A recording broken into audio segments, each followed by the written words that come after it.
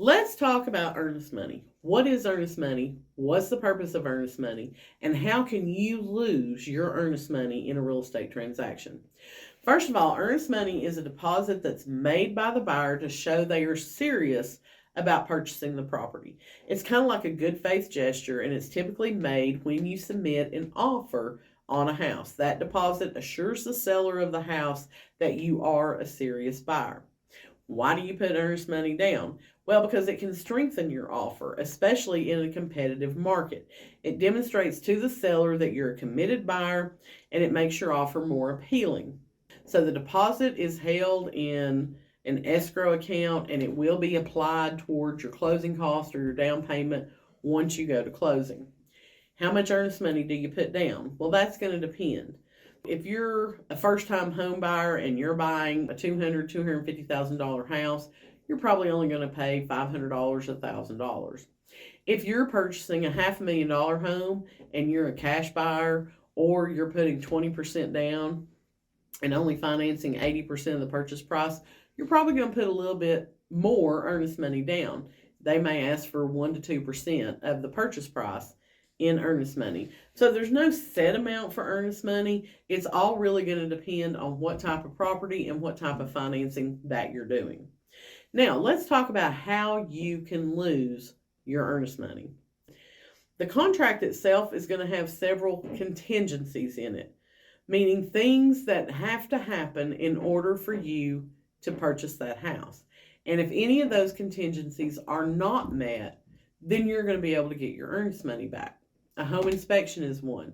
So you do your home inspection, you have a list of repairs, you're trying to negotiate those with the seller, but you're unable to come to a resolution within the defined time frame. You're going to be able to cancel that contract and get your earnest money back.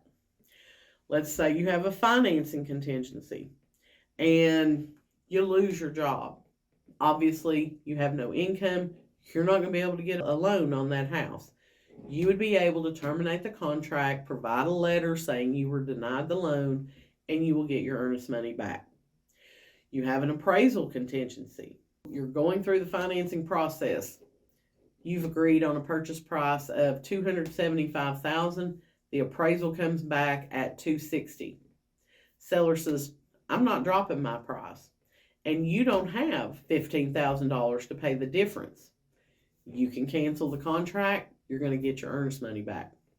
Now, let's say you've went under contract, a week's gone by, and you just think, you know what? I've changed my mind. I don't want to buy this house right now. I thought I did, but now that we've talked about it and the dust is settled, I don't think that's the right move for us. I'm sorry to inform you, but that earnest money you put down is now gone.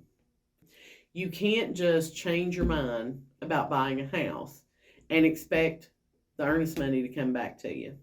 Unless one of those contingencies is not met.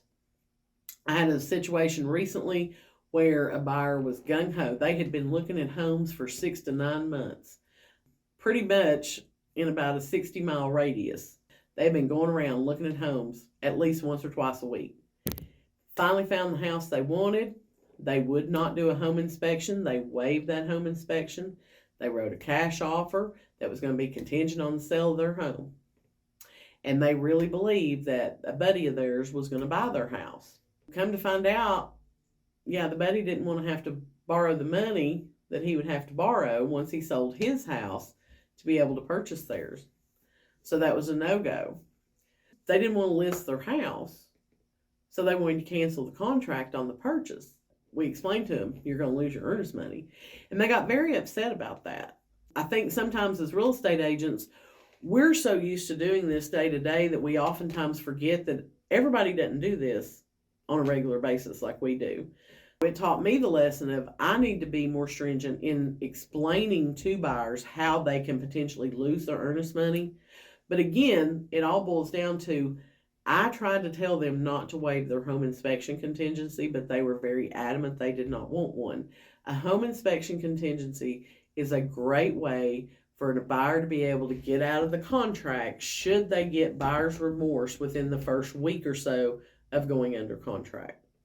If you need an agent who can help hold your hand and guide you through the process and explain to you about earnest money, guide you on how much you need to put down and how you can get it back if you don't meet the terms of the contract, be sure to give me a call. I'd love to help you purchase your next home.